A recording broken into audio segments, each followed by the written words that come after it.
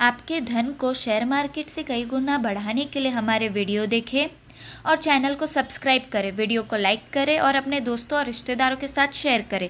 नए वीडियो के नोटिफिकेशन के लिए बेल आइकन ज़रूर दबाएं।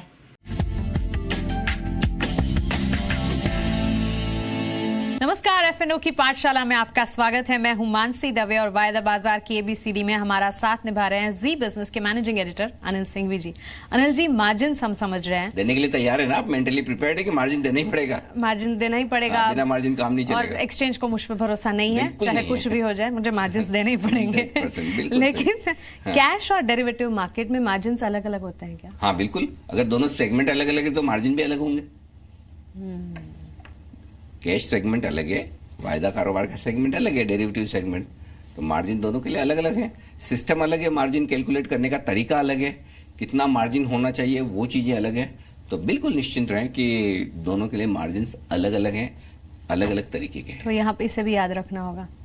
याद क्या रखना है, मतलब सिंपल है, जो सेगमेंट में आप ट्रेड कर रहे हो अच्छा, उसके हिसाब से मार्जिन देना है। ठीक है, तो आप कैश मार्केट के मार्जिन पहले समझाएं। कैश मार्केट मतलब जहां आप डिलीवरी लेते हैं या देते हैं, अगर दिन के दौरान पोजीशन खत्म नहीं करते हैं तो। करेक्ट, बराबर है। तो कैश मार्केट में 3 तरह के मार्जिन लगते हैं। ठीक है, और सबसे इंपॉर्टेंट मार्जिन जो है वो है वार मार्जिन। वार? हाँ, VAR। ये सोमवार से शुक्रवार को होने वाले सौदों पर लगता है। अच्छा, हाँ, इस तरह से आप मुझे सोमवार मंगलवार से कंफ्यूज में। वार मतलब वैल्यू एट रिस्क। ठीक है। ठीक है, हाँ।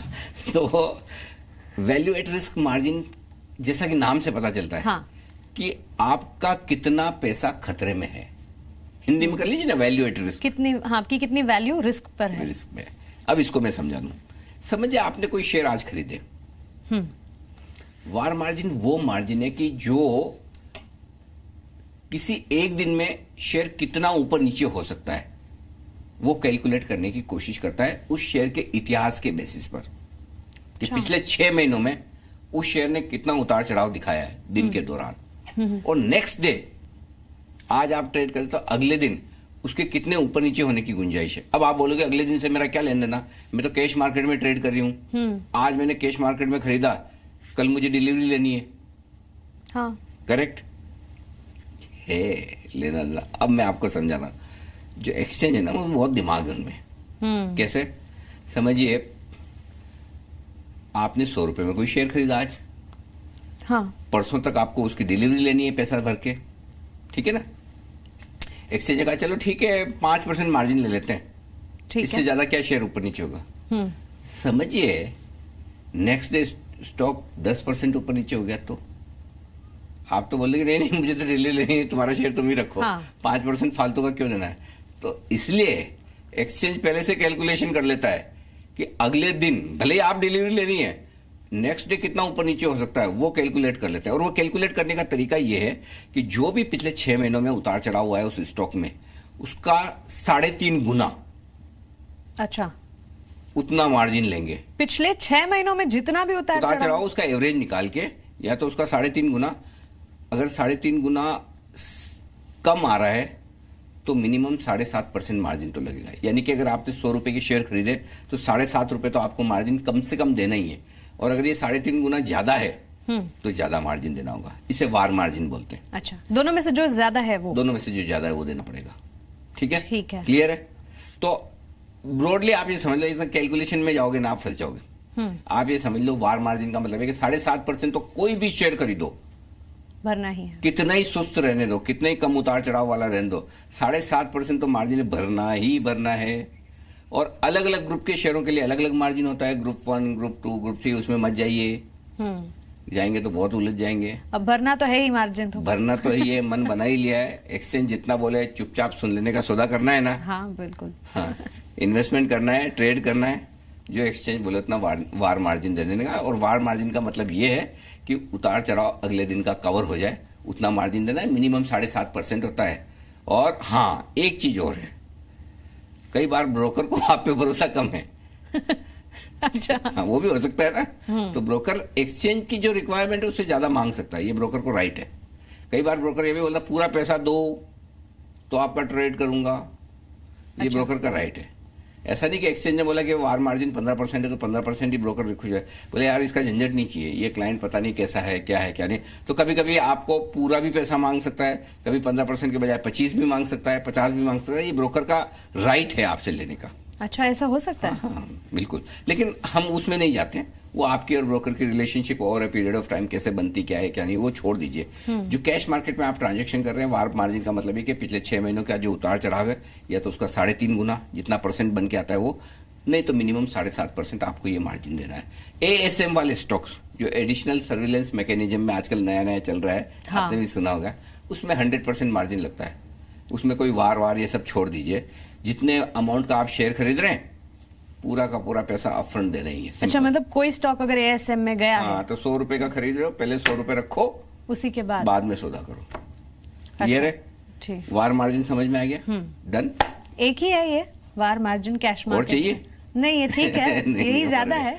एक ही नहीं है, एक और है। इनफैक्ट 2 है। अच्छा। तो दूसरा मार्जिन होता है जिसको ELM बोलते हैं, एक्सट्रीम लॉस मार्जिन। ठीक है। एक्सट्रीम लॉस मार्जिन क्या होता है कि मैक्सिमम कितना नुकसान हो सकता है किसी खराब दिन आपका। भाई हर रोज तो उतना होगा नहीं, लेकिन किसी दिन बहुत कोई किसी स्टॉक के लिए कोई बड़ा खराब दिन निकला हो, तो उसका कैलकुलेट करने का तरीका है, वो वोलेटिलिटी जितनी भी होती है उसका 1.5 गुना गिना जाता है, या फिर 5%, जिसे वार मार्जिन 7.5% मिनिमम होना चाहिए। उसी तरह से ELM extreme loss margin minimum 5% तो होना चाहिए। तो अब एक बात आपके समझ में आई, कभी भी आप ट्रेड कर रही हैं कैश मार्केट में, तो 12.5% तो आपके पक्के हो गए।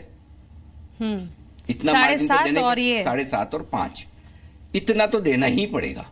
अच्छा, यानी 100 रुपए का सौदा करना है, मतलब 12.5 रुपए तो पहले रख लो आप। ये तो मिनिमम मार्जिन है। कभी कभी हो सकता है कुछ शेयरों के केस में वार मार्जिन ज्यादा होगा, कुछ शेयरों के केस में एक्सट्रीम लॉस मार्जिन ज्यादा होगा। जितना शेयर वोलेटाइल ज्यादा है, कोई JP एसोसिएट, कोई PC ज्वेलर्स, कोई जस्ट डायल, इस तरह के शेयरों में मार्जिन ज्यादा होगा, क्योंकि वो बड़े ऊपर नीचे होते हैं। सर्किट टू सर्किट चलने वाले कई सारे कैश मार्केट के स्टॉक्स होते हैं, उनमें मार्जिन ज्यादा होगा, और जो कम ऊपर नीचे होते हैं उनमें ये मार्जिन कम होगा। लेकिन 12.5% तो होना ही होना है, इसको कोई नहीं रोक सकता। ठीक है, डन। तीसरा और है, जानना चाहती हैं? अब बता ही दीजिए। तो बता दिए। जितने मार्जिन जानेंगे उतने ज्यादा पैसे देने पड़ेंगे। लेकिन एक चीज समझ लीजिए, भले पैसे ज्यादा देने पड़ते हैं, लेकिन अल्टीमेटली कितने देने हैं? जितने अमाउंट के आप शेयर खरीद रहे हैं उससे तो कम ही, उससे नहीं उतने ही। कम क्यों? मतलब 100 रुपए के शेयर खरीदे तो 100 रुपए देने ही पड़ेंगे, तो मार्जिन उससे ज्यादा नहीं हो सकता। ASM वाले जो शेयर है उसमें भी 100% ही होता है, करेक्ट? तो तीसरा मार्जिन होता है mark to market margin. Mark to market, हाँ, यानी कि आपने कोई शेयर खरीदा और शाम को 100 रुपए में शेयर खरीदा और शाम को बंद हुआ 98 रुपए, तो 2 रुपए आपका नुकसान चल रहा है। हालांकि आप 100 रुपए देके डिलीवरी खरीदेंगे, लेकिन जब तक आप वो पूरी डिलीवरी लेती हैं तब तक शाम को आपको 2 रुपए और एक्स्ट्रा दे देने हैं। अच्छा, वार मार्जिन और ELM एक्सट्रीम लॉस मार्जिन के साथ साथ 2 रुपए आपको मार्क टू मार्केट लॉस वाले मार्जिन भी भरने हैं। Mark to market, M2M loss बोल दो उसको, ये कहते, या M2M कभी प्रॉफिट भी हो सकता है, लेकिन हम लॉस की बात करेंगे। अगर आपका शेयर नीचे बंद हुआ है तो वो एक्स्ट्रा मार्जिन एक्सचेंज आपसे मांगेगा ब्रोकर के थ्रू। तो ये कैश मार्केट में अगर आप ट्रांजेक्शन कर रहे हैं, ये सिर्फ कैश मार्केट के वायदा कारोबार के तरीके अलग है, मार्जिन कैलकुलेट करने के मार्जिन अलग है। ये सिर्फ कैश मार्केट के जहां आप डिलीवरी वाले ट्रेड करते हैं, इंट्राडे ट्रेड करते हैं, एंड ऑफ डे आपकी कोई पोजीशन रह गई, तो ये 3 तरह के मार्जिन आपको भरने पड़ते हैं, वार, ELM और M2M मार्जिन। चलिए, तो कैश मार्केट में मार्जिन ये तो हमने जान लिया, लेकिन डेरिवेटिव मार्केट्स में क्या मार्जिन के तरीके हैं ये हम जानेंगे अगली क्लास में। आप बने रहे हमारे साथ। नमस्कार।